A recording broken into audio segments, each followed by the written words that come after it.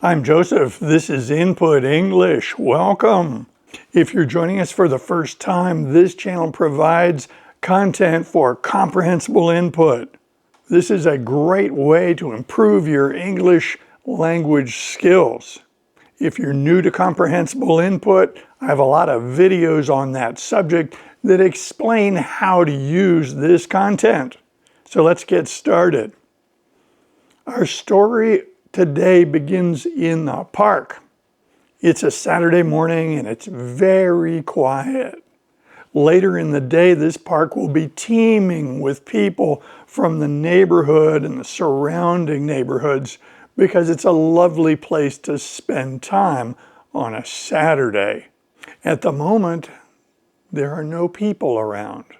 There are no sounds of the city that can be heard at the edge of this lake in the park. The lake is set back away from the roads, so you just can't hear sounds of the city at the edge of the lake. On the grass near the lake, there is a great blue heron. This heron is walking and looking for small animals to eat. Frogs, lizards, insects are all fair game for this capable hunter. This heron will wade out into the shallow water and capture fish. At the moment, the heron is ashore. In the water, there are a bunch of coots, otherwise known as mud hens. These are wild birds that are commonly seen in lakes like this. There are also some mallards, and you can see the male mallard has a bright green head. The green is very saturated. The hens don't have that green head. There's also a pair of wood ducks. As is often the case with ducks, it is the male of the species that has the more colorful plumage. This pair of wood ducks is a male and a female. They're a little smaller than the mallards. One can see birds and animals up close like this before all the human activity in this park develops later in the day. The edge of the lake has a sandy shore. This sandy area is for swimming, and there are very few water plants because of all the swimming activity in that area. Plus, the groundskeepers in this park keep this sandy beach clear of vegetation. On either side of this sandy beach, there's a more natural shoreline with lots of plants. Next to the beach, there is a wooden dock that projects out over the water. People use that dock for fishing. Soon we hear footsteps. They're coming closer. So far, no one is in sight, but the footsteps are getting louder, and in a moment, two boys come around a large bush following the path toward the beach. Behind them comes a dog. The dog is ranging widely and exploring all the magnificent smells that this park provides. The dog approaches the boys and is carrying a stick. One of the boys, the taller one, takes the stick from the dog and throws it. The dog races off to retrieve it, and this repeats. They all continue moving toward the beach. Now the boys are Craig and Rusty. Rusty is the taller of the two, and he's easy to identify because of his bright red hair. The dog is Oscar. And Oscar is having a wonderful time retrieving the stick, which is being thrown by each of the boys in turn. When they got to the beach, Oscar brought the stick, but this time Rusty threw the stick into the shallow water. Of course, this didn't bother Oscar at all. He plunged into the water, which came halfway up his legs, and easily plucked the stick which was floating on the water. The boys realized that this dog was very comfortable in the water, and so the next few throws were into the lake, and each one was further out. After the first series of these throws, Oscar was retrieving this stick, which was floating in water much deeper than he could reach the bottom. So he had to swim out to it, grab it with his mouth, and then swim back. For Oscar, this was great fun. The boys rather enjoyed it as well. It was about this time that Rusty got an idea. It was something from his recollection of his days in Miami. He looked around and within a minute or two found a rock. Now, there are not many rocks around this beach. The beach is just sand, but he was able to find a rock over next to a tree, and it was a polished river rock. It was smooth and rounded, a little bit smaller than a baseball. Rusty was well aware that he should not throw that rock to get Oscar to catch it, because the impact on Oscar's teeth could cause real damage. But once the rock is stopped on the ground, Oscar could retrieve that. Let's see if he would do it, thought Rusty. He tossed the rock onto the ground, and true to form, Oscar went over, picked it up, brought it to him, and dropped it at his feet. He threw it further, and this cycle was repeated. It appeared to both boys that Oscar was ready to fetch this polished rock and bring it back to them. It was then that Rusty tossed the rock into the very shallow water, right at the edge of the lake. Oscar retrieved it as if nothing different had happened. The next toss into the lake was a little bit deeper.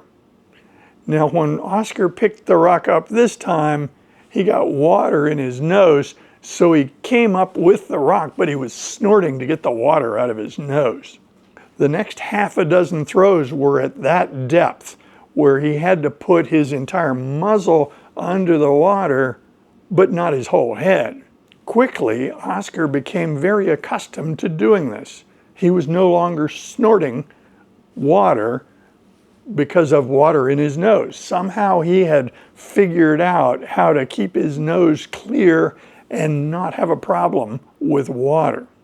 It was time to go deeper. Oscar was still having a great time and was still willing to retrieve this rock and bring it to them.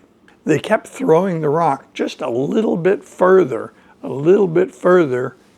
and soon Oscar was retrieving that rock, but had to wade out into the deeper water and plunge his entire head into the water before he could reach the rock. This went on for about an hour, and it became very clear that this dog was very willing to retrieve objects from underwater.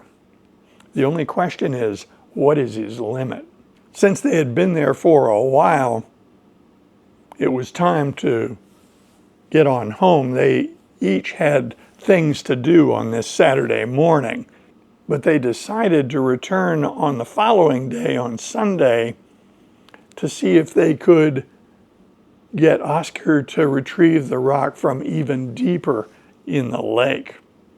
On Sunday morning, they returned, the three of them. Craig retrieved the rock from its hiding place. They had put it somewhere they could find it, because rocks like this were not plentiful at the edge of this lake. They started out easy. They threw it in the very shallow water, and Oscar quickly retrieved it and brought it to them. He remembered what he had learned from the previous day. They kept working into deeper and deeper water. Soon they were tossing the rock deep enough into the lake that Oscar needed to swim a little bit to get out to that location before he plunged to the bottom. Each time he came up with a rock and returned it to them. With this accomplishment, they lavished praise on Oscar. They told him what a great dog he was and how proud they were of him. Craig remembered that he had some doggy treats in a plastic bag in his pocket that he had brought for this purpose. He wanted to reinforce this behavior and make it very clear to Oscar that he was doing the right thing retrieving like this.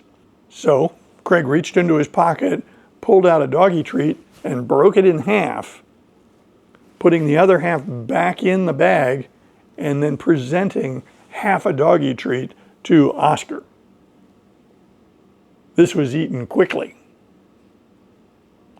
Now we're back to the training.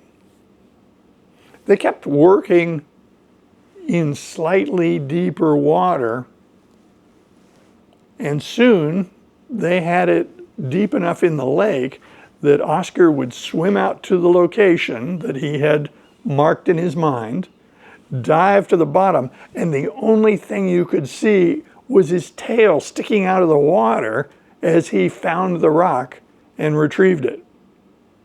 He came back to the surface and swam back, presenting them proudly with this rock. With this feat, Oscar earned a full doggy treat. Lots of praise was lavished on Oscar. Now the boys have a plan. They had discussed their options, and their plan was to perfect this fetching behavior, and they wanted to get Oscar's skills up to the level that he could swim out to deep water, plunge completely underwater, grab the rock, and bring it back to them. The following weekend, they resumed the training of Oscar in his deep diving skills. It was on Saturday afternoon that Oscar was able to swim out to deep water, plunge completely underwater, and return with the rock. They repeated this many times.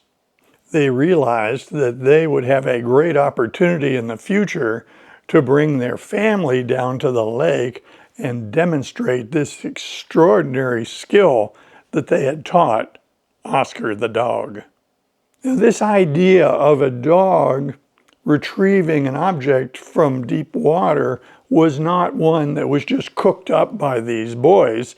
It actually came from something that Rusty had seen online. He had seen videos of dogs retrieving objects from the bottom of swimming pools. So he knew that it was possible. The only question is, could they teach Oscar to do this task? The only question remaining is, when will they bring other family members down to the lake to show off this amazing dog trick? I invite comments below, and if you like videos like this, be sure to click on this one next. See you soon.